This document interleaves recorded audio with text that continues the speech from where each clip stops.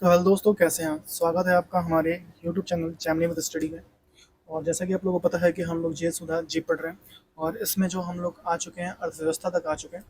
अब अर्थव्यवस्था के आगे हम लोग पढ़ेंगे इकोनॉमिक्स।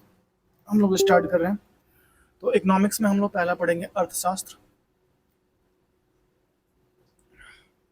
अर्थशास्त्र, अर्थव्यवस्था, राष्ट्रीय आय, आर्थिक समृद्धि। देखते हैं आज कहाँ तक कंप्लीट होता है। कल इसका एक और पार्ट मैं कंप्लीट कर दूंगा, मतलब कल आपको दोनों पार्ट मिलेंगे। आइए चलते हैं अर्थव्यवस्था पे। तो यहाँ से है अर्थव्यवस्था। तो स्टार्ट करते हैं हम लोग बिना किसी देरी के। इंडियन इकोनॉमिक, इसको कर लेते हैं हम लोग जूम। देखिए, अर्थशास्त्र एवं अर्थव्यवस्था मानव की आर्थिक गतिविधियों का अध्ययन करता है। अर्थशास्त्र आर्थिक लाभ, आर्थिक हानि इसमें शामिल होते हैं। आर्थिक लाभ हानि दोनों इसमें शामिल होता है। अर्थशास्त्र के जनक एडम स्मिथ वर्ष 1776 में प्रकाशित अपनी पुस्तक वेल्थ ऑफ नेशन में अर्थशास्त्र को धन का विज्ञान कहा। अर्थशास्त्र को धन का विज्ञान कहा।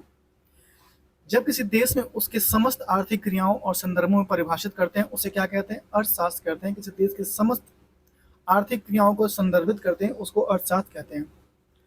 इसका वर्गीकरण निम्न श्रेणियों में किया जा सकता है। पहला है पूंजीवादी अर्थव्यवस्था, कैपिटलिस्ट इकोनॉमिक्स। इसका अर्थव्यवस्था, इस अर्थव्यवस्था का उत्पादन करना, कितना करना है, उसे किस कीमत पर बेचना है और बाजार तय करता है। इसमें सरकार की कोई भूमिका नहीं होती। पूंजीवादी अर्थव्यवस्था में सरकार की कोई भूमिका नहीं होती। समाजवादी अर्थव्यवस्था, सोशलिस्ट इकोनॉमिक। पूंजीवादी अर्थव्यवस्था के विपरीत इसमें उत्पादन, आपूर्ति और कीमतें आदि का फैसला सरकार लेता है। समाजवादी अर्थव्यवस्था में सरकार फैसले लेता है। ऐसा अर्थव्यवस्था को विकेंद्रित और नियोजित अर्थव्यवस्था कहते हैं। पहली बार राज्य व्यवस्था का सिद्धांत जर्मनी के दार्शनिक कार्ल मार्क्स ने दिया था। किसने दिया था? जर्मनी के दार्शनिक कार्ल मार्क्स ने राज्य अर्थव्यवस्था का सिद्धांत दिया था। इसने पुस्तक का नाम दास कैपिटल था। इनकी पुस्तक का नाम क्या था? दास कैपिटल था।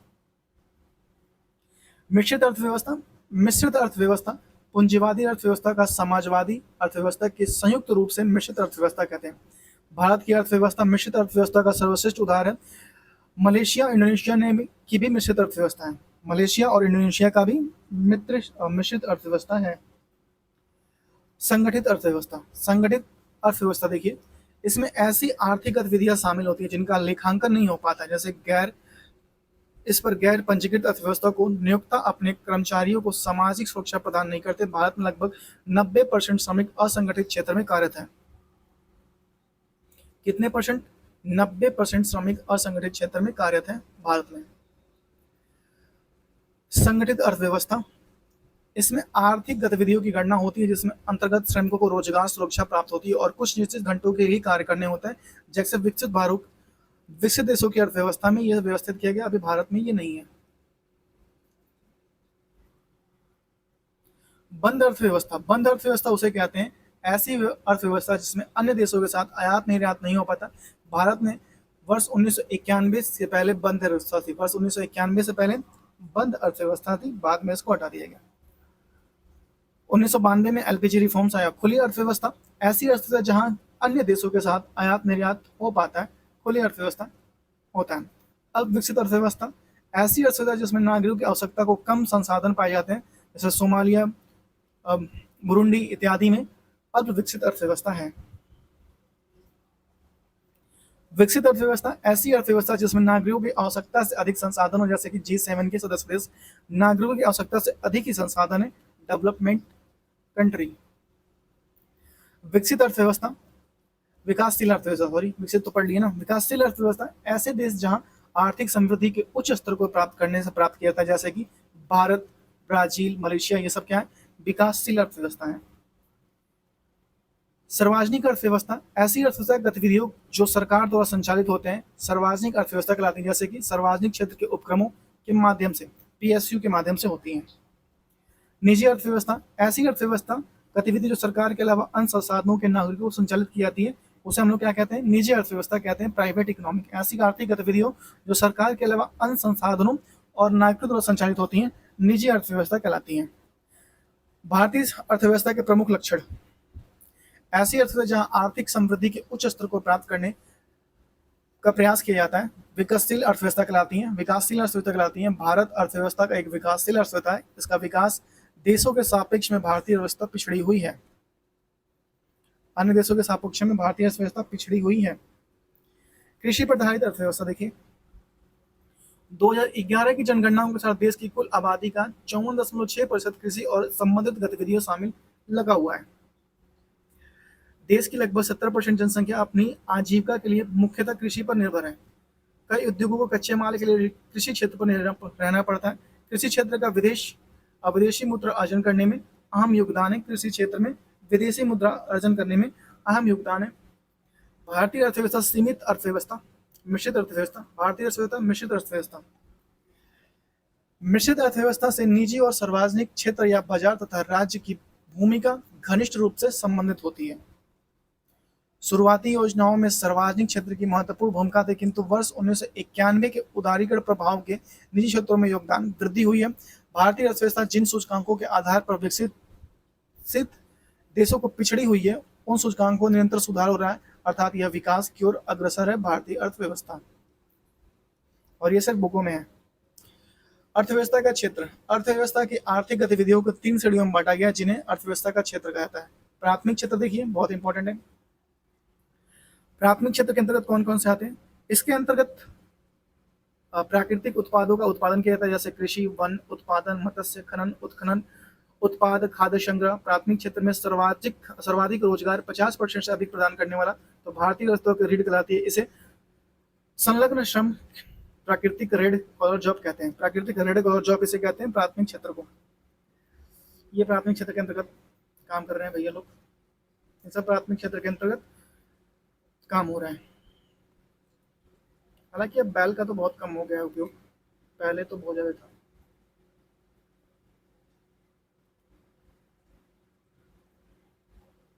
मैं कहूँ कि ये 8 को दिखा रहा है भाई।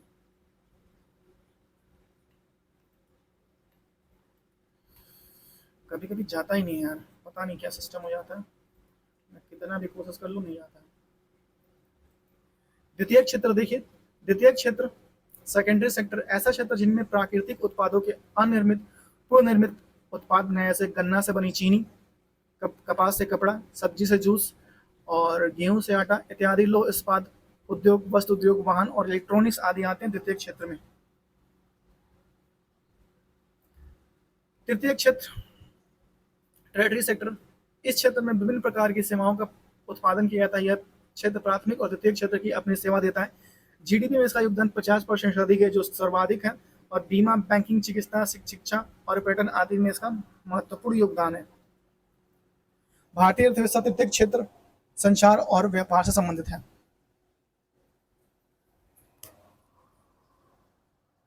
तृतीय क्षेत्र देखिए यहाँ पे दिया हुआ है, जैसे ट्रेड हो गया, ट्रांसपोर्ट हो गया, टूरिज्म हो गया। चतुर्थ क्षेत्र ऐसा क्षेत्र जो ज्ञान सूचना आधारित होता है, चतुर्थ क्षेत्र कहा जाता है। सूचना आधारित अर्थव्यवस्था का विकास होता है, उसे चतुर्थ क्षेत्र कहा जाता है। पंचम क्षेत्र अर्थव्यवस्था के इस प्रकार के अंतर्गत शीर्ष स्तर के निर्णय लिए जाते हैं जिसमें सरकार शामिल होती है, कानून पारित करती है, जैसे शिक्षा, उद्योग और वाणिज्य क्षेत्र का निष्कर्ष शामिल होता है। इसमें शिक्षा, उद्योग और वाणिज्य क्षेत्र के शीर्ष निर्णयकर्ता इसमें शामिल होते हैं। आर्थिक सर्वेक्षण, आर्थिक सर्वेक्षण 2023-24 के अनुसार वर्तमान मूल्य का समग्र जीवाएं में कृषि, उद्योग और सेवा क्षेत्र की हिस्सेदारी वित्त 2024 में क्रमशः कृषि में कितना है 17.7, उद्योग में 27.6 और सेवा क्षेत्र में 54.7 है 2024 में। कृषि में लगे हुए लोगों को रेड कॉलर जॉब के अंतर्गत रखा जाता है। द्वितीय क्षेत्र में लगे लोगों को ब्लू कॉलर जॉब कहा जाता है और तृतीय क्षेत्र में लगे को संलग्न व्यक्ति व्हाइट कॉलर जॉब कहते हैं और पंचम क्षेत्र में लगे व्यक्ति को गोल्ड कॉलर जॉब कहते हैं। देखिए, कृषि क्षेत्र में जो प्रथम के अंतर्गत आते हैं उनको रेड कॉलर जॉब कहते हैं, द्वितीय क्षेत्र को ब्लू कॉलर जॉब, तृतीय क्षेत्र को व्हाइट कॉलर जॉब और जो पंचम क्षेत्र में आते हैं उसको गोल्ड कॉलर जॉब कहते हैं। गिग अर्थव्यवस्था, गिग इकोनॉमिक्स ऐसी आर्थिक गतिविधियां जिसमें संविदा आधारित अर्थात कम समय के चुनाव के लिए श्रमिकों के साथ अनुबंध होते हैं, उन्हें गिग इकोनॉमिक कहते हैं। इस प्रकार की अर्थव्यवस्था में एक ही व्यक्ति एक साथ एक से अधिक कंपनियों के लिए कार्य कर सकता है। चक्रीय अर्थव्यवस्था ऐसी अर्थव्यवस्था जिनमें संसाधनों का बेहतर उपयोग होता है, चक्रीय अर्थव्यवस्था कहलाती है। हरित अर्थव्यवस्था देखिए, हरित अर्थव्यवस्था ऐसी आर्थिक गतिविधि हो जिसका पर्यावरण और विपरीत प्रभाव ना पड़े, उसे हरित अर्थव्यवस्था कहते हैं। इसे सतत विकास, आर्थिक समृद्धि प्लस पर्यावरण संरक्षण की कल्पना शामिल होती है। ब्लू अर्थव्यवस्था ऐसी अर्थव्यवस्था जिनमें सात समुद्र परितंत्र की रक्षा के साथ आर्थिक विकास को निश्चित किया जाता है, उसे ब्लू अर्थव्यवस्था कहते हैं। रक्षा के साथ आर्थिक विकास को सुनिश्चित करने जाता है, उसे ब्लू अर्थव्यवस्था कहते हैं, जैसे समुद्र परितंत्र की रक्षा के लिए। डिजिटल अर्थव्यवस्था, डिजिटल अर्थव्यवस्था जब आर्थिक गतिविधियां पेपर रहित माध्यम और ऑनलाइन पारित की जाती है तो उसे डिजिटल अर्थव्यवस्था कहा जाता है। राष्ट्रीय आय देखिए, नेशनल इकोनॉमिक देखिए, भारत में राष्ट्रीय आय का प्रथम अनुमान दादा भाई नौरोजी ने वर्ष 1868 में किया था। इसकी पुस्तक जो थी, पुस्तक poverty un British rule in India, poverty un British rule in India में प्रकाशित किया था। 1949 में भारत सरकार ने राष्ट्रीय आय समिति का अध्यक्ष पीसी महालनोबिस को नियुक्त किया था। किसे? पीसी महालनोबिस को नियुक्त किया था 1949 में। वर्तमान में राष्ट्रीय आय के आंकड़े सांख्यिकी मंत्रालय जारी करती है। 23 मई 2019 को राष्ट्रीय प्रतिदर्श सर्वेक्षण कार्यालय एनएसओ केंद्रीय सांख्यिकी संगठन विलय करके राष्ट्रीय सांख्यिकी विलय एनएसओ कर दिया गया। कब विलय किया गया? 23 मई 2019 को राष्ट्रीय प्रतिदर्श सर्वेक्षण कार्यालय और केंद्रीय सांख्यिकी मंत्रालय को करके राष्ट्रीय सांख्यिकी कार्यालय एनएसओ कर दिया गया। केंद्रीय सांख्यिकी संगठन सीएसओ की स्थापना 1951 में हुई थी। इसका मुख्यालय नई दिल्ली में है। केंद्रीय सांख्यिकी संगठन द्वारा वर्ष 1996 से 97 में सकल घरेलू उत्पादन में त्रैमासिक आंकड़े प्रकाशित किए गए थे। त्रैमासिक आंकड़े प्रकाशित किए गए थे। तो भैया हम त्रैमासिक आंकड़े यहाँ जारी कर रहे हैं, आप देख लो क्या सिस्टम है।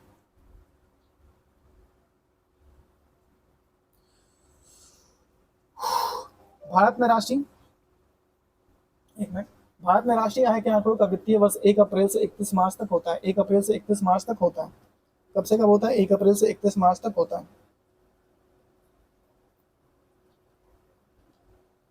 भारत में राष्ट्रीय आय का वैज्ञानिक गणना डॉक्टर वी राव ने वर्ष 1951 में की थी। राष्ट्रीय आय का गणना 3 अवधि है: उत्पादन गणना विधि और आय गणना विधि और उपभोक्ता बचत विधि होता है। 3 गणना विधि होती है। उत्पादन गणना विधि, इसके अंतर्गत किसी देश में एक वर्ष में उत्पादित अंतिम सेवाओं तथा वस्तुओं के कुल शुद्ध मूल्य ज्ञात करना तथा उसके योग्य को अंतिम उपज योग कहते हैं। वास्तव में जीडीपी को दर्शाता है। आय गणना विधि, इसके अंतर्गत विभिन्न क्षेत्र में कार्यरत व्यक्तियों तथा व्यवसायिक उपक्रमों की शुद्ध आय का योग पता होता है आय गणना विधि द्वारा। नेक्स्ट, उपभोक्ता बचत विधि, इसके अनुसार कुल आय तथा या तो उपभोक्ता पर व्यय की जाती है या बचत पर अंतरराष्ट्रीय आय कुल बचत वस्तु की होगी। उपभोक्ता बचत फिर से पढ़ते हैं। इसके अनुसार कुल आय या तो उपभोक्ता पर व्यय की जाती है या बचत पर अंततः राष्ट्रीय आय कुल बचतों का योग होती है। राष्ट्रीय आय की अवधारणाएं, कलर हम लोग करते हैं चेंज, यहाँ से बहुत हो गया पीला पीला। सकल घरेलू उत्पाद,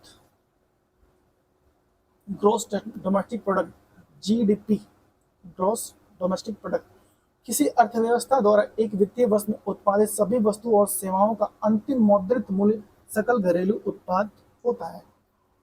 शुद्ध घरेलू उत्पाद, नेट डोमेस्टिक प्रोडक्ट एनडीपी, शुद्ध घरेलू उत्पाद एनडीपी किसी अर्थव्यवस्था का वह जीडीपी है जिसमें एक वर्ष में हुए मूल्यह्रास को बढ़ाकर प्राप्त किया जाता है। नेट डोमेस्टिक प्रोडक्ट से ग्रॉस डोमेस्टिक प्रोडक्ट दर्शाएंगे तो हम लोग मूल्यह्रास पाएंगे।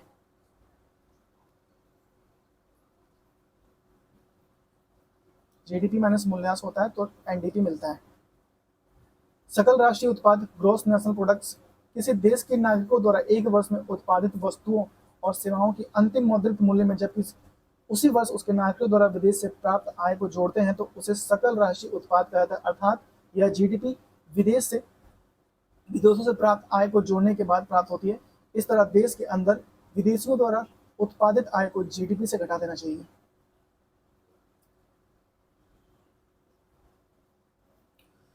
ग्रॉस नेशनल प्रोडक्ट को gross domestic product plus X minus M. X जो है उसमें देश के नागरिकों द्वारा विदेश में अर्जित आय और एम जो है अपने देश में विदेश में अर्जित जो व्यक्ति हैं अपने देश में कमा रहे हैं उनकी आय होती है। x माइनस m कर देते हैं तो उसमें से निकल आता है सकल राष्ट्रीय उत्पादक। शुद्ध राष्ट्रीय उत्पादन नेट नेशनल प्रोडक्ट एनएनपी किसी राष्ट्रीय अर्थव्यवस्था द्वारा उत्पादित एक वर्ष में सभी वस्तुओं और सेवाओं के अंतिम मौद्रिक मूल्यों में विदेशियों से प्राप्त आय को जोड़कर मूल्यह्रास को घटाकर जो आय बचती है उसे शुद्ध राष्ट्रीय उत्पादक कहते हैं। क्या कहते हैं? शुद्ध राष्ट्रीय उत्पादक कहते हैं।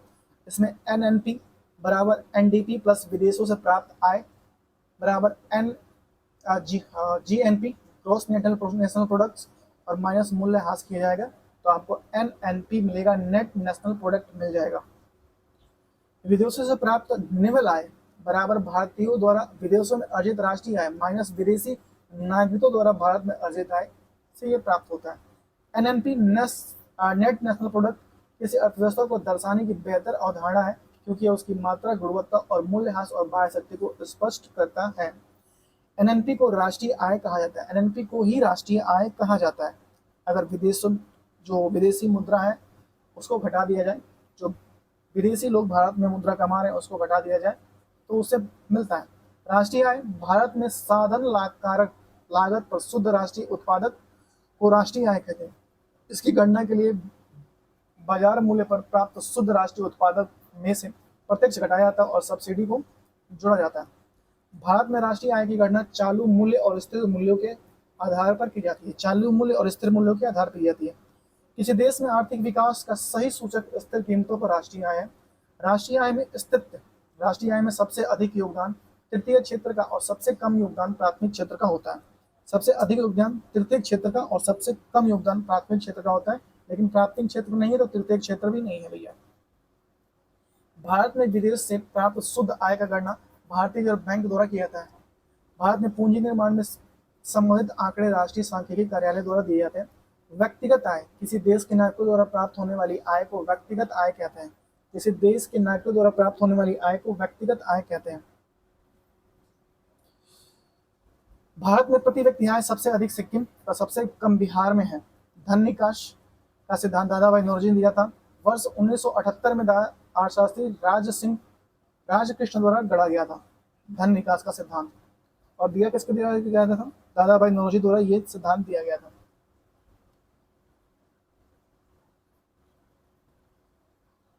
हिंदू वृद्धि दर राष्ट्रीय आय से संबंधित है। हिंदू वृद्धि दर राष्ट्रीय आय से संबंधित है। भारत में विदेशों से प्राप्त शुद्ध आय के आंकड़े रिजर्व बैंक द्वारा जारी करता है। यहाँ देखिए, बाजार कीमत पर सकल घरेलू उत्पाद gross net product national products एक वित्तीय वर्ष में देश की घरेलू सीमा में सभी उत्पादकों द्वारा उत्पादित अंतिम वस्तुओं और सेवाओं का बाजार मूल्य कहा जाता है। बाजार कीमत पर राष्ट्रीय सकल उत्पाद जीएनपी, जीडीपी प्लस विदेश से प्राप्त शुद्ध कारक आय। बाजार कीमत पर शुद्ध राष्ट्रीय उत्पाद, इसमें होता है जीएनपी माइनस मूल्यह्रास होता है। बाजार कीमत पर शुद्ध घरेलू उत्पाद एनडीपी क्या है? Net domestic product. NNP net national products minus विदेशों से प्राप्त शुद्ध आय। कारक लागत का सकल घरेलू उत्पादक जीडीपी। बाजार कीमत पर जीडीपी माइनस अप्रत्यक्ष कर प्लस सब्सिडी से निकलता है। कारक लागत पर सकल घरेलू उत्पाद जीएनपी, ये निकलता है बाजार मूल्य पर जीएनपी माइनस निवल अप्रत्यक्ष कर पर निकलता है। कारक लागत पर शुद्ध राष्ट्रीय उत्पादन राष्ट्रीय आय का निकलेगा। कारक लागत प्लस जीएनपी माइनस मूल्यह्रास से निकलेगा। निजी आय, निजी क्षेत्र में घरेलू उत्पादन से प्राप्त आय प्लस विदेश से प्राप्त शुद्ध आय प्लस सरकार से प्राप्त चालू हस्तांतरण प्लस शेष विश्व से प्राप्त चालू हस्तांतरण प्लस राष्ट्रीय ऋण बाजार से ये निकलता है। सकल मूल्य वर्धन ग्रोस वैल्यू एडेड। वित्तीय वर्ष 2015 से 16 में सकल मूल्य वर्धन ग्रोस वैल्यू एडेड का अवधारणा से शुरू किया गया था। इसे सकल मूल्य वर्धन किसी देश में अर्थव्यवस्था के सभी क्षेत्रों में यथा प्राथमिक क्षेत्र, द्वितीय क्षेत्र, तृतीय क्षेत्र द्वारा किए गए कुल अंतिम वस्तु की सेवाओं का उत्पादन को मौद्रिक मूल्य होता है। सकल मूल्य वर्धन बाजार कीमत पर सकल मूल्य वर्धन बराबर जीवीए होता है। ग्रॉस वैल्यू एडेड बराबर होता है प्राथमिक क्षेत्र में सभी उत्पादक इकाइयों की उद्यमिताओं द्वारा की गई सकल मूल्य वृद्धि प्लस द्वितीय क्षेत्रों में सभी उत्पादक इकाइयों पर उद्यमियों द्वारा की गई सकल मूल्य वृद्धि प्लस होता है तृतीय क्षेत्र में सभी उत्पादक इकाइयों द्वारा उद्यमियों द्वारा की गई सकल मूल्य वृद्धि। भारत में सकल घरेलू उत्पाद मुख्यतः तीन व्यापक क्षेत्रों कृषि व इससे संबंध सेवाओं उद्योग और सेवा क्षेत्रों में विभाजित है। भारत में जीडीपी को बाजार मूल्य पर मापा जाता है और गणना के लिए आधार वर्ष 2011-12 मानते हैं। गणना के लिए आधार वर्ष 2011-12 मानते हैं।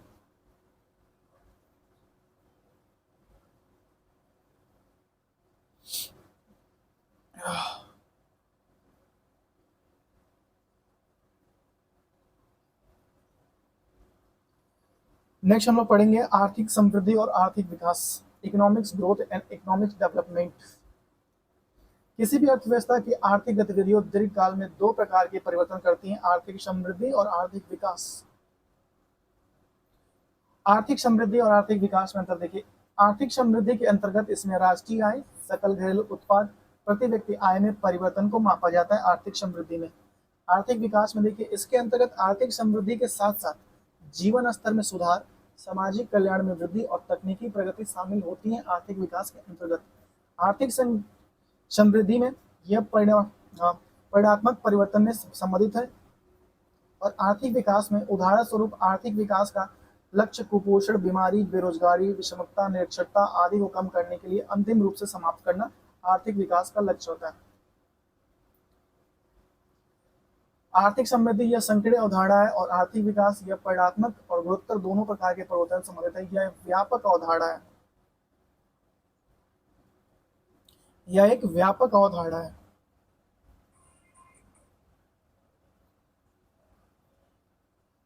किसी को मेरे पे दया नहीं आती भाई, मेरे बोलते बोलते मेरा मुंह दुख जाता है, लेकिन दया मात्र की कोई चीज नहीं है भाई। कोई बात नहीं।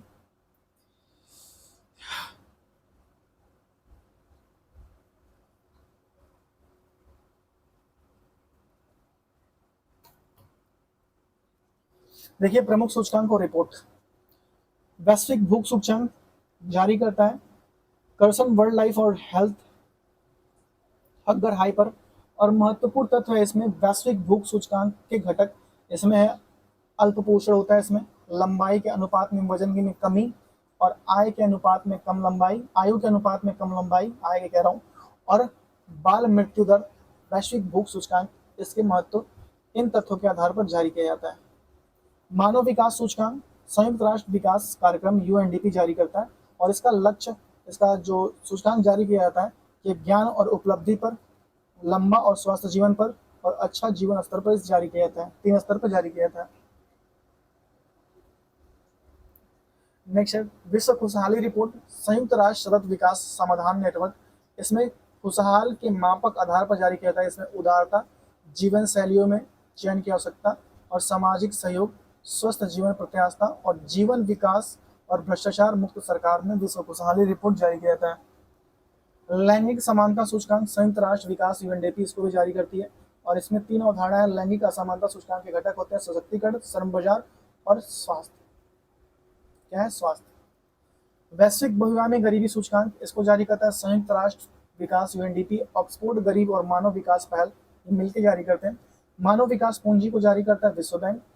वैश्विक शांति सूचकांक जारी करता है institute for economics and peace जारी करता है। हैप्पी प्लेनेट इंडेक्स जारी करता है न्यू इकोनॉमिक्स फाउंडेशन और इसके लक्ष्य हैं जीवन प्रत्याशा, विश्व खुशहाली, परिस्थिति पदचिन्ह और परिणामों की असमानताओं पर जारी करता है। परिणामों की असमानताओं पर जारी करता है।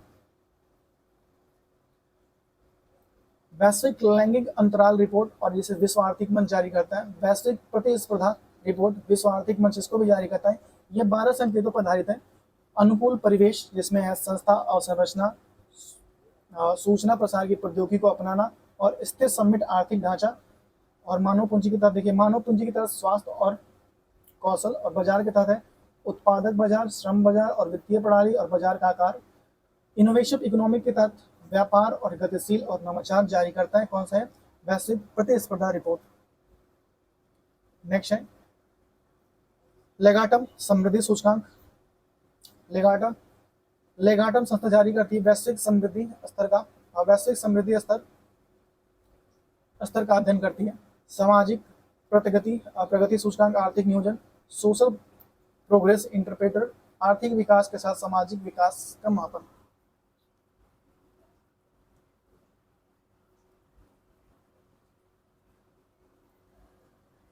नेक्स्ट अपन लोग देखेंगे आर्थिक नियोजन, इकोनॉमिक्स प्लानिंग। भारतीय नियोजन का इतिहास, history of Indian planning. Bharat में आर्थिक नियोजन का पंचवर्षीय योजना है। आर्थिक नियोजन का अर्थ है कि राज्य में अभिकरणों द्वारा पेश की गई आर्थिक संपदा और सेवाओं की एक निश्चित अवधि हेतु आवश्यकताओं का पूर्वानुमान लगाना आर्थिक नियोजन कहलाता है। भारत में आर्थिक नियोजन निम्नलिखित उद्देश्य हैं: गरीबी का निवारण, जो आज तक नहीं हुआ; रोजगारों के अवसरों में वृद्धि, जो आज तक नहीं हुआ; आर्थिक समृद्धि और क्षेत्रीय विषमताओं को दूर करना; आर्थिक और सामाजिक असमताओं को दूर करना। आर्थिक नियोजन का ये इतिहास है।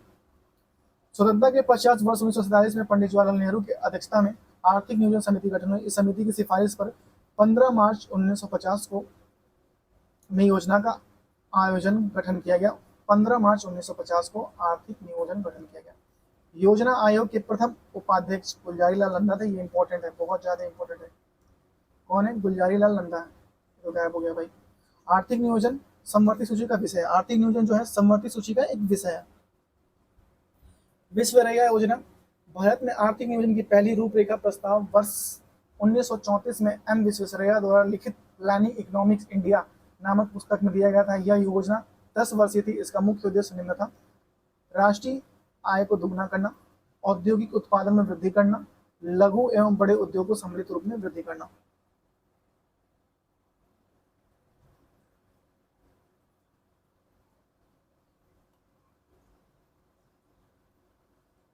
फिक्की का प्रस्ताव, द फिक्की प्रपोजल, वर्ष 1934 में भारतीय पूंजीपतियों को अग्रणी संगठन federation of Indian chambers of commerce industry FICCI ने राष्ट्रीय नियोजन की आवश्यकताओं को महत्व को समझा और इसका समर्थन भी किया।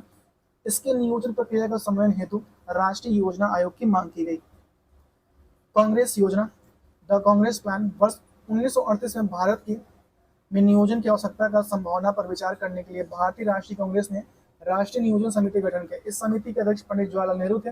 इस समिति ने देश की आर्थिक समस्याओं के संबंधित सभी पहलुओं का अध्ययन किया। बॉम्बे प्लान देखिए, बॉम्बे प्लान कब आया, क्यों आया, किस लिए आया?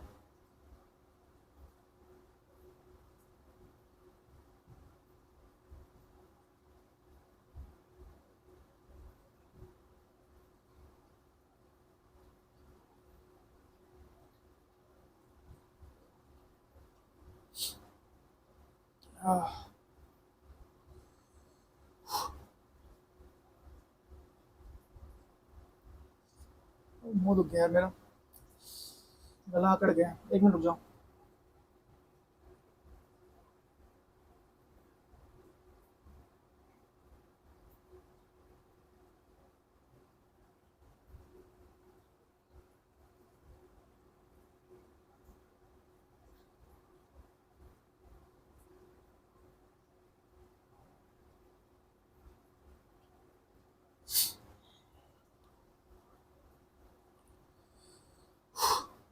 बॉम्बे प्लान भारत में 8 प्रमुख पूंजीपतियों के द्वारा देश के आर्थिक विकास योजना तैयार की, जिसमें बॉम्बे प्लान के नाम से जानता है।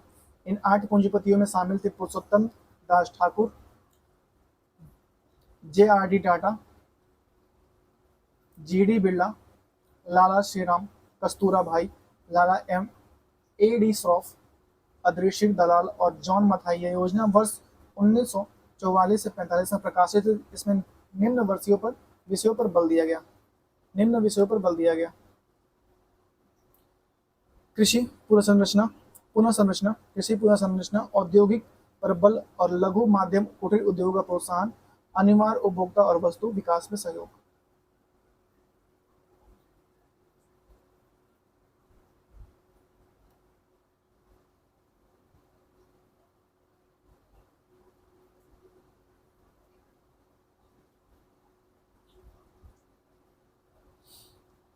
गांधीवादी योजना, गांधीवादी आर्थिक चिंतन की विचारधारा समावेश करते हुए श्रीमान नारायण अग्रवाल ने वर्ष 1944 में गांधीवादी योजना विचार प्रस्तुत किया। इस योजना में कृषि क्षेत्र व लघु कुटीर उद्योगों और विकास पर बल दिया। 1954 में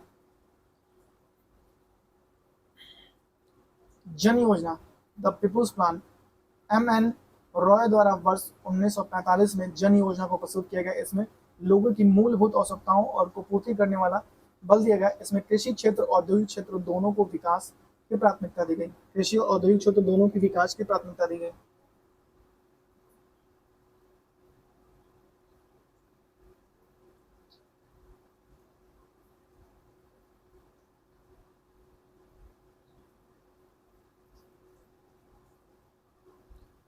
सर्वोदय योजना जो है भारत में नियोजित विकास की एक रूपरेखा प्रस्तुत कर वर्ष 1950 में जयप्रकाश नारायण द्वारा किया गया, जिसमें सर्वोदय योजना के नाम से जाना था। इसमें कृषि व कृषि एवं कृषि आधारित लघु कुटीर कुटीर उद्योगों पर बल दिया गया।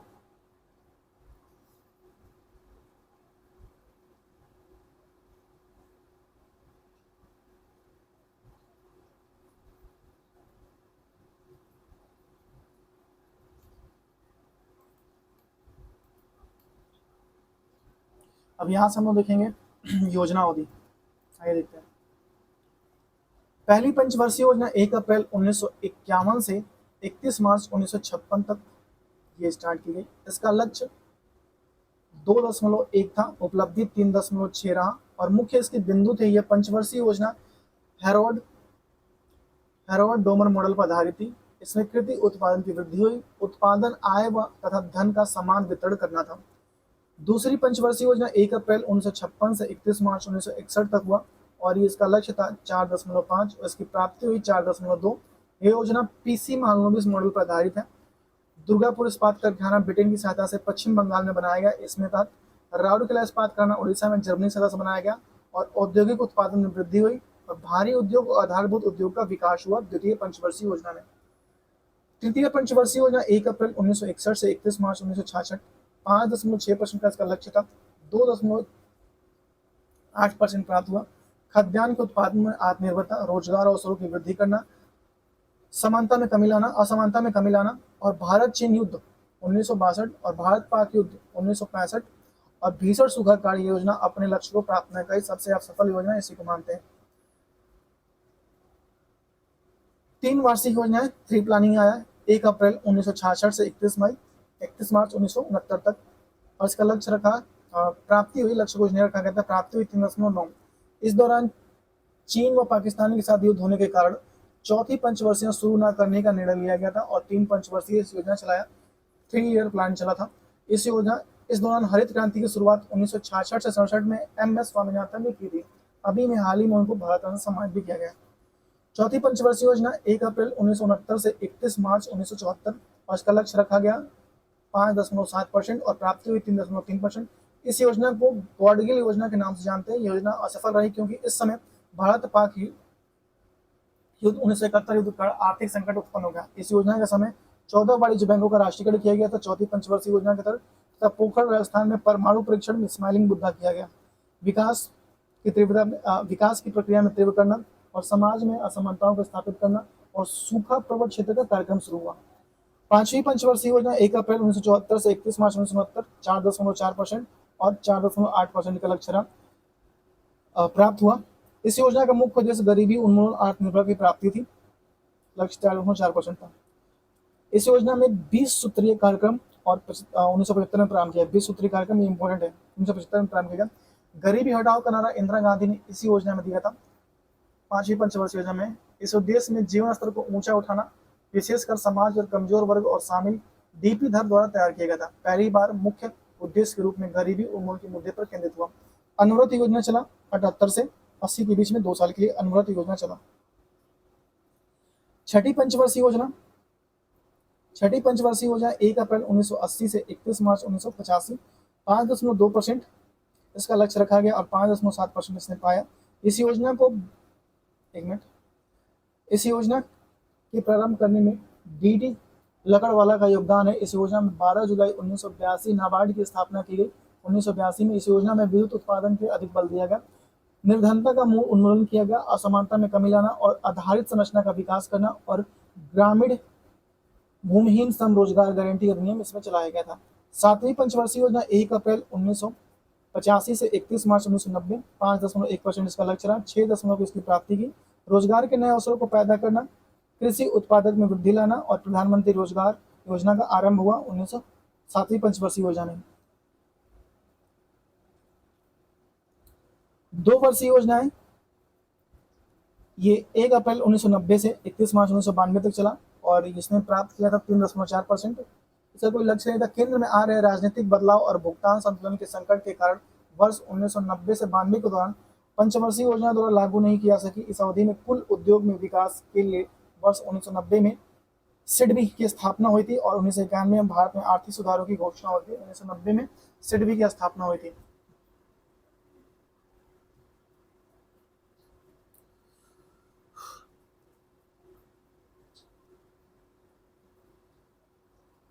आठवीं पंचवर्षीय योजना 1 अप्रैल 1992 से 31 मार्च 1997 तक चली और इसका लक्ष्य रहा 5.7% और इसने प्राप्त किया 6.8%। इसकी शुरुआत एक नए आर्थिक दृष्टिकोण से हुई जिसका मुख्य उद्देश्य मानव संसाधन विकास रहा। इस योजना के अंतर्गत भारत विश्व व्यापार संगठन WTO का सदस्य बना। शताब्दी के अंत में मानव शक्ति का पूर्ण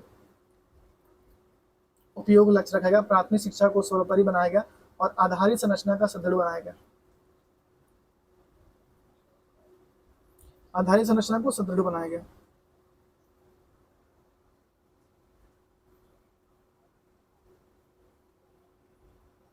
नौवीं पंचवर्षीय योजना 1 अप्रैल 1997 से 31 मार्च 2002 6.5% का इसका लक्ष्य रखा गया और 5.4% इसने कमाया।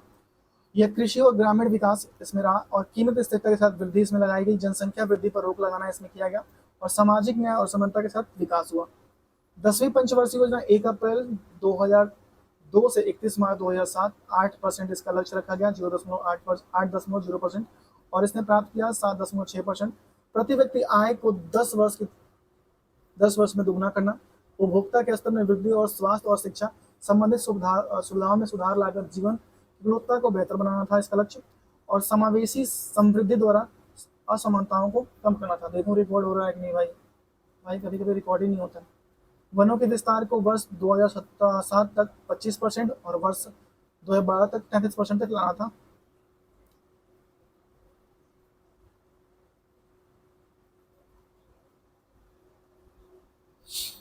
नेक्स्ट है 12वीं पंचवर्षीय योजना 1 अप्रैल 2012 से 11वीं हम लोग बच गए ना। 11वीं पंचवर्षीय योजना 1 अप्रैल 2007 से 31 मार्च 2012 9.0% का लक्ष्य रखा गया 8.0% इसने प्राप्त किया। बहुमुखी लक्ष्य जिसमें न केवल विकास बल्कि निर्धनता कम करना शामिल था, शिक्षा की गुणवत्ता और सामाजिक स्वास्थ्य सेवाओं में सुधार और रोजगार के नए अवसरों का सृजन करना था, पर्यावरण का संरक्षण करना था और वैश्विक वित्तीय संकट इसमें लाना था। वित्तीय संकट को कम करना था, लाना नहीं था भाई, कम करना। लाएंगे क्यों यार? 12वीं पंचवर्षीय योजना 1 अप्रैल 2012 से 31 मार्च 2017 तक 8.0% का लक्ष्य था। इस योजना का मुख्य उद्देश्य त्रिविध आर्थिक समावेशी विकास। ये इंपॉर्टेंट है भाई, एग्जाम में आता है। 12वीं पंचवर्षीय योजना का लक्ष्य क्या था? पर्यावरण का संरक्षण करना था, सकल घरेलू उत्पादन में 8% की वृद्धि था। अंतिम पंचवर्षीय योजना था ये, वो हम देखते हैं आगे। वर्ष 1947 से वर्ष 1990 तक अवधि के दौरान 7 पंचवर्षीय योजनाओं पूरी की गई थी। द्वितीय पंचवर्षीय योजना महालनोबिस के विचारों पर आधारित थी और द्वितीय पंचवर्षीय योजना के उद्योग में क्षेत्र पर बल दिया गया। उद्योग में क्षेत्र पर बल दिया गया। उद्योग क्षेत्र पर बल दिया गया। उद्योग में क्षेत्र नहीं, उद्योग क्षेत्र में बल दिया गया।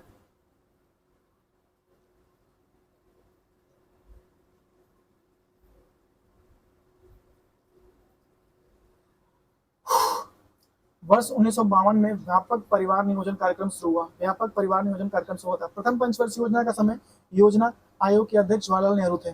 कौन थे? जवाहरलाल नेहरू थे। प्रथम पंचवर्षीय योजना का युग योजना आयोग की स्थापना के साथ शुरू हुआ।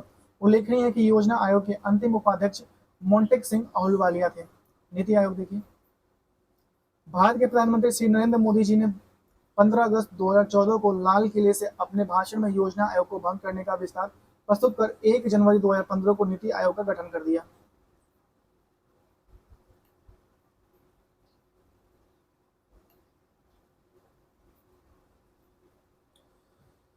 नीति आयोग का अध्यक्ष प्रधानमंत्री होता है और नीति आयोग के प्रथम उपाध्यक्ष अरविंद पंगड़िया को बनाया गया। आयोग की संरचना अध्यक्ष प्रधानमंत्री, उपाध्यक्ष प्रधानमंत्री द्वारा नियुक्त होते हैं और तदर्थ सदस्यता अग्रणी अनुसंधान संस्थानों के बारी बारी से 2 पदन सदस्य होते हैं। तदर्थ सदस्यता पाते हैं ये लोग। और ये क्या हो रहा है? ये क्या हो रहा है, ये क्या हो रहा है? ठीक है, नहीं हो रहा यार।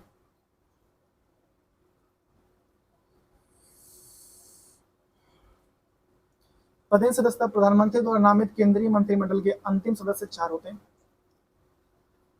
संचालन परिषद सभी राज्यों के मुख्यमंत्री और केंद्र शासित प्रदेश के राज्यपाल होते हैं। और मुख्य कार्यकारी अधिकारी सीईओ भारत सरकार के सचिव, जिसे प्रधानमंत्री द्वारा निश्चित कार्यकाल से नियुक्त किया जाता है, वो होते हैं। और विशेष आमंत्रित प्रधानमंत्री द्वारा नामित विभिन्न क्षेत्रों के विशेषज्ञ होते हैं। उसमें विभिन्न क्षेत्रों के विशेषज्ञ भी होते हैं।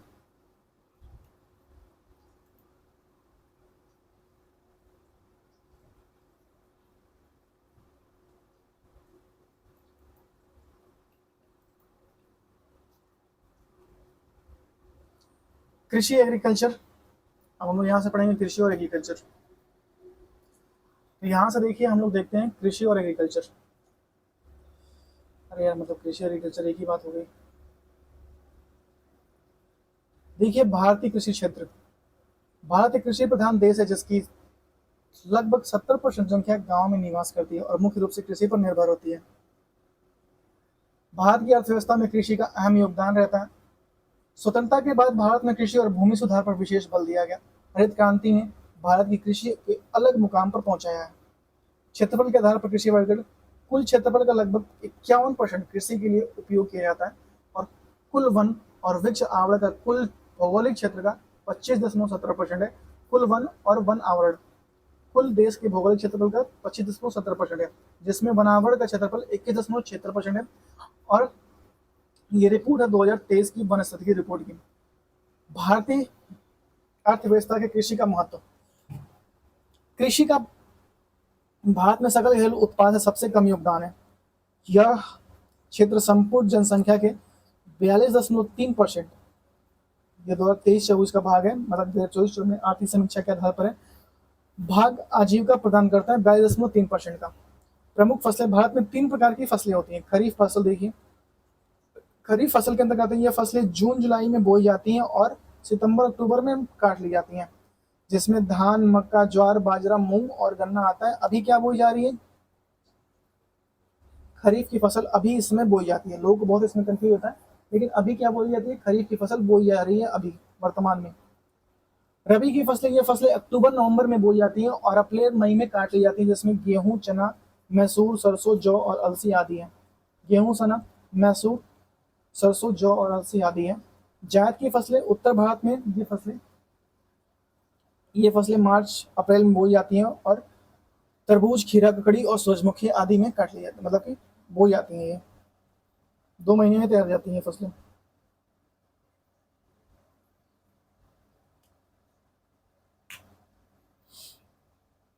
हरित क्रांति, हरित क्रांति का श्रेय मैक्सो कृषि विज्ञान डॉक्टर नॉर्मन बोरलॉग को है। इसमें हरित क्रांति का पिता कहा जाता है। कृषि में हरित क्रांति का उपलब्धि का जश्न मनाने के लिए सरकार ने एक विशेष डाक टिकट गेहूं क्रांति जारी किया।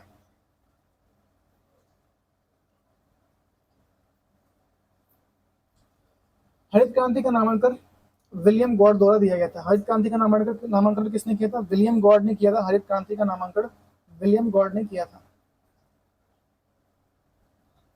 भारत में हरित क्रांति का लाने का श्रेय एम.एस. स्वामीनाथन को जाता है। इन्होंने भारतीय हरित क्रांति का जन्मदाता भी कहा जाता है। यही है, कहा नहीं जाता, यही है भाई। प्रथम हरित क्रांति के कारण प्राकृतिक संसाधनों का अत्यधिक दोहन हुआ और द्वितीय हरित क्रांति में अस्थायी आजीविका सुरक्षा प्राप्त कर सुनिश्चित किया गया। भारत में प्रथम हरित क्रांति वर्ष 1966 से 67 में प्रारंभ हुई और दूसरी हरित क्रांति वर्ष 1983 से 84 में मानी जाती है। दूसरी हरित क्रांति 84 से 83 में मानी जाती है।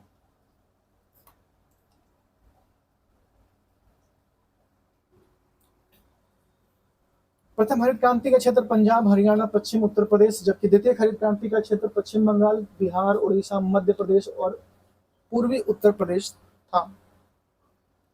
हरित क्रांति से पंजाब राज्य सबसे अधिक रूपांतरण हुआ। उच्च हरित क्रांति में उपज वाली किस्में, बीजों को अहम भूमिका थी। हरित क्रांति का सर्वाधिक प्रभाव गेहूं और चावल के उत्पादन पर पड़ा। हरित क्रांति की नई कृषि युक्ति भी कहा जाता है। हरित क्रांति को नई कृषि युक्ति भी कहा जाता है। हरित क्रांति का मुख्य उद्देश्य कृषि में समग्र विकास और वर्ष 2015 तक कृषि उत्पादों को दुगुना करना था। ऑपरेशन फ्लड देखिए, डॉक्टर वर्गीज कुरियन इस क्रांति के मुख्य सूत्रधार है। इन्होंने विश्व की इस सबसे बड़ी समन्वित डेयरी विकास कार्यक्रम की शुरुआत की। श्वेत क्रांति में गठित प्रदान करने के लिए वर्ष 1970 में राष्ट्रीय डेयरी विकास बोर्ड ने ऑपरेशन फ्लड श्वेत क्रांति का प्रारंभ किया। प्रारंभ में ऑपरेशन फ्लड 10 राज्यों में शुरू किया गया था। अभी तक ऑपरेशन फ्लड की 3 चरणें पूरी हो चुकी हैं। National dairy research institute Karnal Haryana में वर्ष 1995 में स्थापित किया गया, सॉरी 55 में स्थापित किया गया था, माफ कीजिएगा 55 में।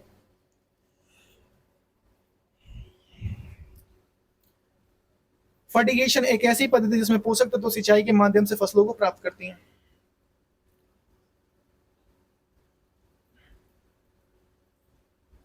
कृषि क्रांतियां, हरित क्रांति देखिए, इसकी शुरुआत 1960 के दशक में नॉर्मन बोरलॉग द्वारा की गई थी। इन्हें विश्व की हरित क्रांति के जनक के रूप में जाना जाता है। नॉर्मन बोरलॉग को हरित क्रांति के जनक के रूप में जाना जाता है। और हम लोग को करना पड़ेगा कलर चेंज, क्योंकि कलर सेम हो रहा है भाई।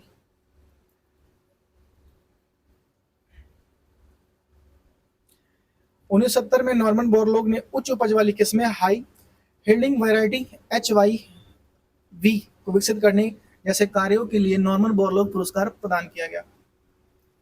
हरित क्रांति शब्द का प्रतिपादन विलियम द्वारा किया गया। भारत में हरित क्रांति का नेतृत्व मुख्य रूप से MS स्वामीनाथन द्वारा वर्ष 1966 से 67 में किया गया। इस क्रांति के लिए भारत ने आरंभिक राज्य के रूप में पंजाब को चुना, जबकि इसका जन्म स्थल पंतनगर झारखंड को माना जाता है। इसकी शुरुआत तीसरी पंचवर्षीय योजना में की गई थी। हरित क्रांति की शुरुआत ज्ञात हो कि MS स्वामीनाथन कृषि के क्षेत्र उत्कृष्ट योगदान के लिए वर्ष 1987 में विश्व खाद्य पुरस्कार इनको मिला था। 1987 में विश्व खाद्य पुरस्कार और पद्मश्री इनको मिला था 1967 में, और पद्म विभूषण मिला था 2000 और 1992 में, और पद्म विभूषण मिला था 1989 में। रैमन मैग्सेस पुरस्कार मिला था 1971 में। अल्बर्ट आइंस्टीन विज्ञान पुरस्कार मिला था 1986 में, सम्मान किया गया था। देखिए इनको कितना मिला था। MS स्वामीनाथन को विश्व खाद्य पुरस्कार 1987 मिला था, और पद्मश्री 1967 में मिला था, पद्म विभूषण 1972 में मिला था, और पद्म विभूषण मिला था 1989 में, और रैमन मैग्सेस मिला था 1971 में, और अल्बर्ट आइंस्टीन विश्व विज्ञान पुरस्कार 1986 मिला था। श्वेत क्रांति, इस क्रांति को दूध क्रांति ऑपरेशन फ्लड के नाम जाना था। इसकी शुरुआत, मैं सुबह से बोल रहा हूँ, पता है मेरा दिमाग खराब हो चुका है। मतलब ऐसा मैं कभी कभी लगता है कि मैं पागल ना हो जाऊं यार। ऐसा फील होता है मुझे अंदर से। मैं कभी कभी समाज को देखता हूँ, लोगों के बीच में जाता हूँ, मुझे लगता है कि यार मैं कहीं पागल तो नहीं हो रहा हूँ। अजीब सा थिंकिंग आता है दिमाग में। मतलब एक ही रूम में बैठे रहो, बक बक बक बक बक बक बक बक बक बक बक बक किए रहो, कोई पॉजिटिव थिंकिंग नहीं आ रही है। घर से प्रेशर आ रहा है, job job job job job, भैया कह रहे हैं पैसा नहीं दूंगा। मतलब ढेर सारी चीजें लाइफ में चल रही हैं, तुम लोग नहीं समझोगे। कहता हूँ शेयर करो, नहीं मानते हो। कम से कम मोनेटाइज है तो मैं कोई एफिलिएट बिजनेस स्टार्ट करूँ, जिसमें से मतलब कि मैं बुक का रिव्यू करूँ, और उसके बाद से आप लोग उसमें से कुछ बुक खरीदें, जिससे मुझे कुछ थोड़ा पैसा मिले, 10-20 रुपये अपना पढ़ाई कंटिन्यू करने के लिए, आपको पढ़ाने के लिए। लेकिन कोई कुछ करता ही नहीं यार। इस क्रांति की शुरुआत 1970 के दशक में हुई थी। इसे ऑपरेशन फ्लड के श्वेत क्रांति को जाना जाता है। इसके आधिकारिक रूप से नेशनल डेयरी डेवलपमेंट बोर्ड का प्रारंभ किया गया था। प्रतिवर्ष 26 नवंबर को राष्ट्रीय दुग्ध दिवस वर्गीस कुरियन के सम्मान में उनकी जयंती के अवसर पर मनाया जाता है। ज्ञात हो कि प्रतिवर्ष 1 जून को विश्व दुग्ध दिवस, राष्ट्रीय दुग्ध दिवस 26 नवंबर को, और 1 जून को विश्व दुग्ध दिवस के रूप में मनाया जाता है। डॉक्टर वर्गीस कुरियन और रैमन मैग्सेस पुरस्कार इनको मिला था 63 में, और कृषि रत्न पुरस्कार मिला था 1986 में। विश्व खाद्य पुरस्कार मिला था 1989 में, और पद्मश्री मिला था 1965 में। पद्म भूषण मिला था 1966 में, और पद्म विभूषण मिला था 1999 में। शीर्ष दूध उत्पादक राज्य उत्तर प्रदेश करता है 15.72%, राजस्थान करता है 15.72%, मध्य प्रदेश करता है 15.72%, और गुजरात करता है 15.72%। आंध्र प्रदेश, ये क्या होगा भाई, ये तो गलत हो गया ना भाई। सब एक ही कैसे करेंगे भाई। सबसे ज्यादा करता है उत्तर प्रदेश भाई, ये गलत है। एक मिनट, ये सब एक ही क्यों हो गया भाई। 15, 30, 60, ये तो हो ही नहीं रहा ना 100। अब कहोगे थोड़ा थोड़े राज्य और भी करते होंगे, तो ऐसा नहीं है, ये गलत है। नीली क्रांति देखिए, नीली देश में मछली उत्पादन को बढ़ावा देने हेतु चलाए गए कार्यान्वयन को नीली क्रांति कहते हैं। इसकी शुरुआत सातवीं पंचवर्षीय योजना के दौरान की गई थी। नीली क्रांति की शुरुआत 8वीं पंचवर्षीय योजना के दौरान सघन मरीन फजरिस प्रोग्राम शुरू किया गया। क्या नाम है इसका? सघन मरीन फसरिस प्रोग्राम है, मरीन नहीं है, सघन मरीन फिशरीज प्रोग्राम शुरू किया गया। मेरा दिमाग अब काम नहीं कर रहा। विश्व स्तर पर नीली क्रांति की शुरुआत चीन से शुरू हुई। कहाँ शुरू हुई? चीन से शुरू हुई। मत्स्य पालन क्षेत्र में करीब 30 मिलियन और विशेष तौर पर सीमांत और वंचित समुदाय को आजीविका द्वारा बनाए रखने का साधन है किसका? 30 मिलियन।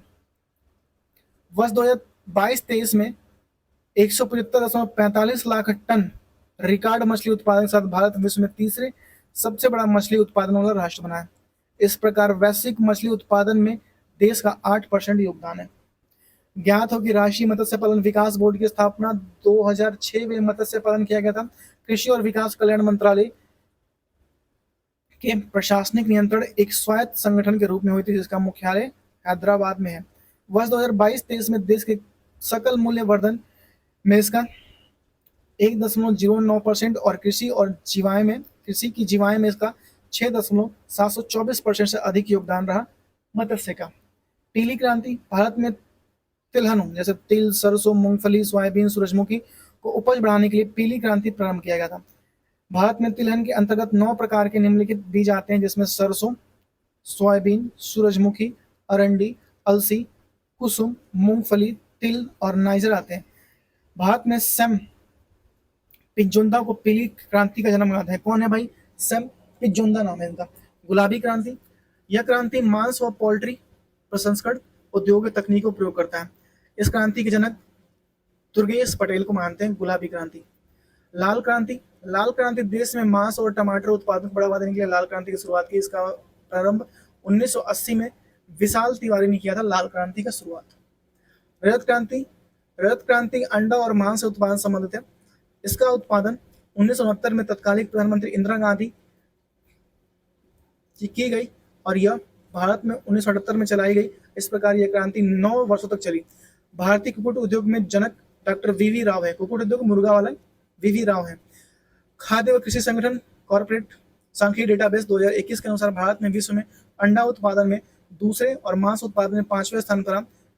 देश में अंडा उत्पादन 2014-15 में 75.48 मिलियन से बढ़कर 2022-23 में 138 मिलियन हो गया। 138 मिलियन हो गया। अंडे की प्रति व्यक्ति उपलब्धता 101 अंडे प्रति वर्ष है और स्रोत बुनियादी पशुपालन सांख्यिकी 2023 में। सबसे ज्यादा अंडा उत्पादन है आंध्र प्रदेश 20.13, फिर तमिलनाडु आता है 15.58, फिर तेलंगाना आता है 12.70, पश्चिम बंगाल आता है 9.93 और कर्नाटक आता है 6.51। सदाबहार क्रांति, यह क्रांति समग्र विकास को संबंधित है।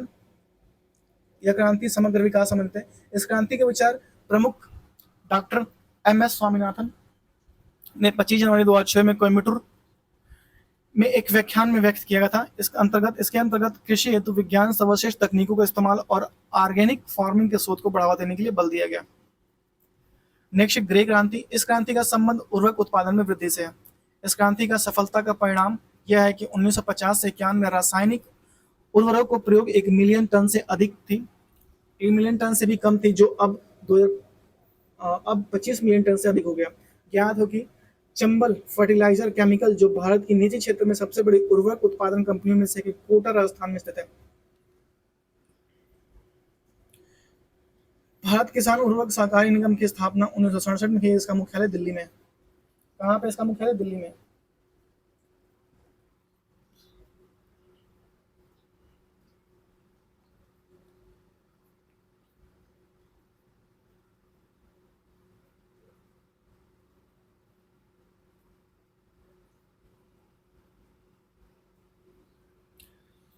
गोल क्रांति, देखिए गोल क्रांति क्या, आगे बढ़ते हैं हम लोग। गोल क्रांति,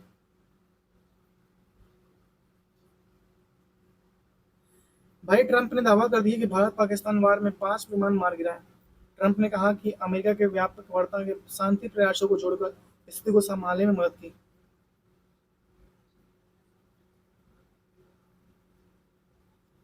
गोल क्रांति, इसका संबंध आलू के उत्पादन से है। भारत में इसके विकास के लिए केंद्रीय आलू अनुसंधान शिमला में स्थापित की गई है।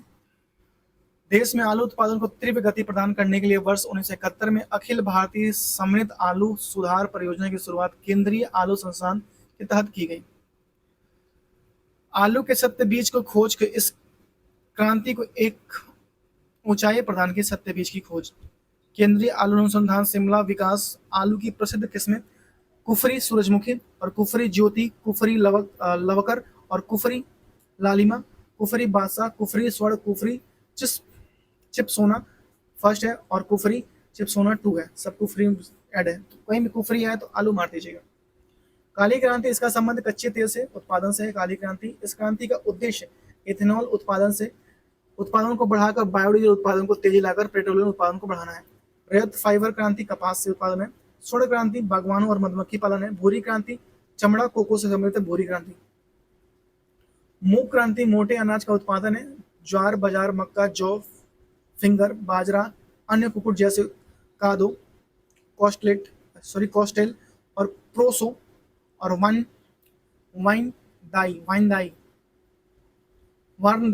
लिखा है, वारनदाई एक मोटे अनाज कहलाते हैं। संयुक्त राष्ट्र महासभा ने वर्ष 2023 में अंतर्राष्ट्रीय मोटे अनाज वर्ष घोषित किया था। भारत सरकार ने 2018 में मोटे अनाज वर्ष घोषित किया। संयुक्त राष्ट्र महासभा ने वर्ष 2023 को मोटे अनाज का वर्ष घोषित किया था। बादामी क्रांति, मसाला उत्पादन से। इंद्रधनुष क्रांति, वर्ष 2000 में एक नई राष्ट्रीय क्रांति मसौदा तैयार किया गया। इस क्रांति के तहत लक्ष्य निर्धारित किया गया कि देश के समूचे कृषि उत्पादन में आगामी 10 वर्षों में दोगुना किया जाएगा और लक्ष्य हेतु खाद्यान्न उत्पादन दर को 4% वृद्धि दर से निर्धारित किया गया। इस क्रांति के आशय प्रत्यक्ष और अप्रत्यक्ष रूप से देश में अब तक विभिन्न क्रांति जैसे हरित क्रांति, श्वेत क्रांति, पीली क्रांति, गुलाबी क्रांति, गोल क्रांति, नीली क्रांति, रजत क्रांति, सुनहरी क्रांति आदि क्रांतियों को एक साथ समग्र रूप में चलाना है। इंद्रधनुष क्रांति का ये विकास है, सभी को एक साथ लाओ और कांड कर डालो। न्यूनतम समर्थन मूल्य एमएसपी, मिनिमम सपोर्ट प्राइस, वह न्यूनतम समर्थन मूल्य जिस पर सरकार किसानों की फसलों को खरीदती है और चाहे बाजार में फसल की कोई भी मूल्य हो।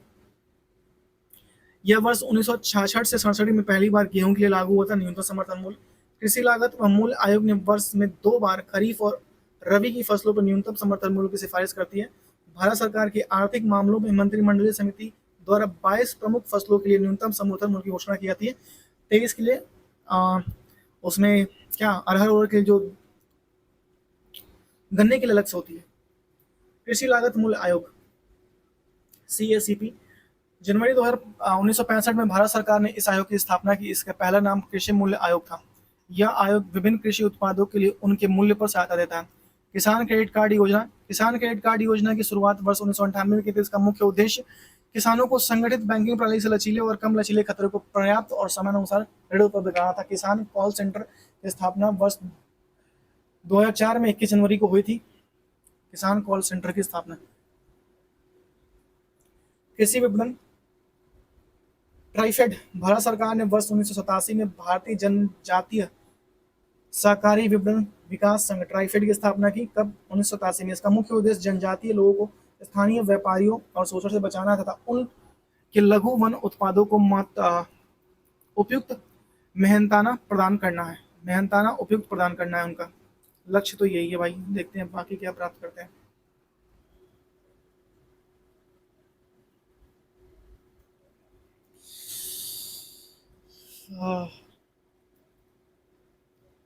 ऐसा लग रहा है मैं निकलने वाला हूँ भाई।